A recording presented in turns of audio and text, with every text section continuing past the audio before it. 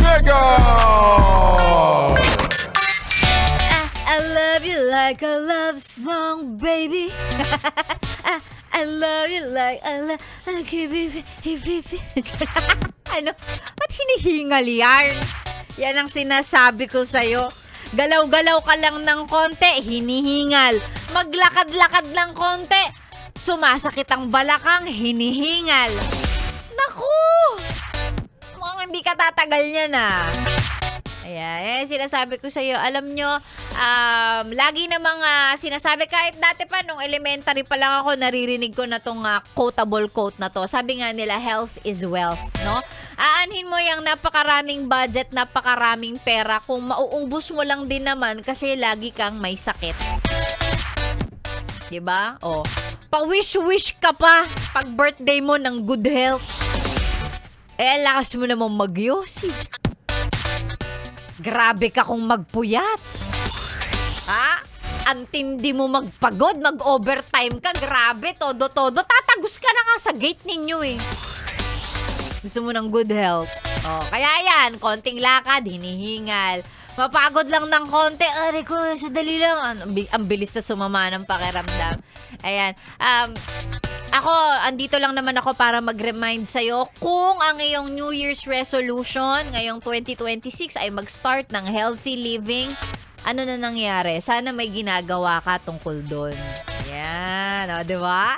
Ganun, ano yung niremind ko kahapon? Sabi ko, ang reminder ko kahapon, kung gusto mo maging mabuting tao, hindi mo kailangan maghintay ng New Year para baguhin yung attitude mo and maging mabuti ka towards other people. Ngayon, ang reminder ko sa'yo, kung ang New Year's resolution mo ay magpapaka-healthy ka, pwede mo yung simulan ngayong tanghali.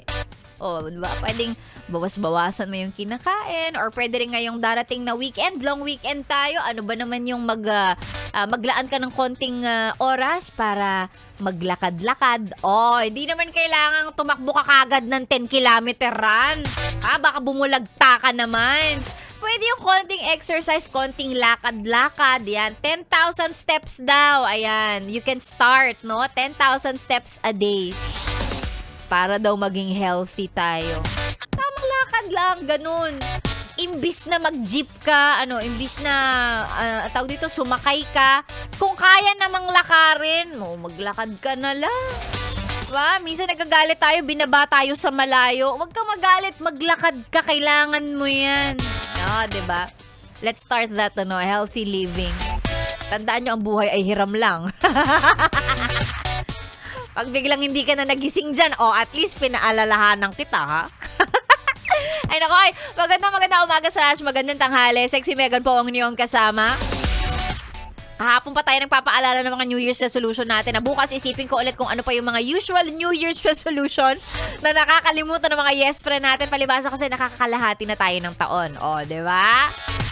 June 6, nakakalahati na tayo. Ang bilis talaga. Ay nako, eto na lang muna bago umexit si Sexy Megan. Alam ko marami ang nag-aabang para sa inyo to, mga yes friend, ang mga sumali sa ating ACS. Pera-pera lang yan. ACS! Pera-pera! Pera-pera lang yan! ACS! Pera-pera! Pera-pera lang yan! ACS! Ang chance ninyong manalo ay nandito sa amin. Nandito lang sa Yes FM.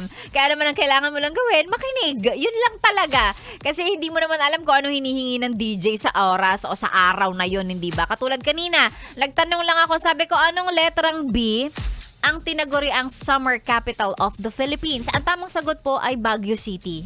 Hindi BGC. Hindi rin Boracay, ha? Baguio City, ayan, ang Summer Capital of the Philippines. Marami nakakuha ng tamang sagot, kaya naman sige na, iroleta na natin yan. Tingnan natin sino ang maswerteng mananalo ng 500 piso ngayong araw na ito. Maraming salamat sa ACS para sa pagsuporta po ng ating promo. Ayan, tangkilikin natin yung mga produkto ng ACS. Eto na, may 500 piso ka ngayong araw na ito dahil tama ang sagot mo, Baguio City. Richard Valderrama. Richard Valderrama, ikaw ay merong 500 pesos. Congratulations sa'yo. Tama ang sagot mo. Dahil dyan, isend mo na ang iyong valid ID at ang iyong e-wallet number para maipadala na namin ang napanalunan mong 500 pesos. At syempre, para sa mga hindi pinalad sa oras na ito, huwag kayong mag-alala. Marami pa yan, ha? Si Rico Panyero namigay pala kanina si Zidney Yu. Parang Chinese to, ah. Ayan, congratulations kay Zidney Yu. Panalo sa oras ni Rico Panyero. At ngayon sa oras ko, Richard Valderrama. Abangan kung sino ang susunod na mananalo, pero eto muna, susunod na, Maria Morena kasama nyo ngayong tanghali hanggang mamayang alas 3. I'll see you guys again tomorrow, alas 9. Hanggang tanghali po yan, dito lang sa 101.1 Yes FM. Solid. Happy lunchtime!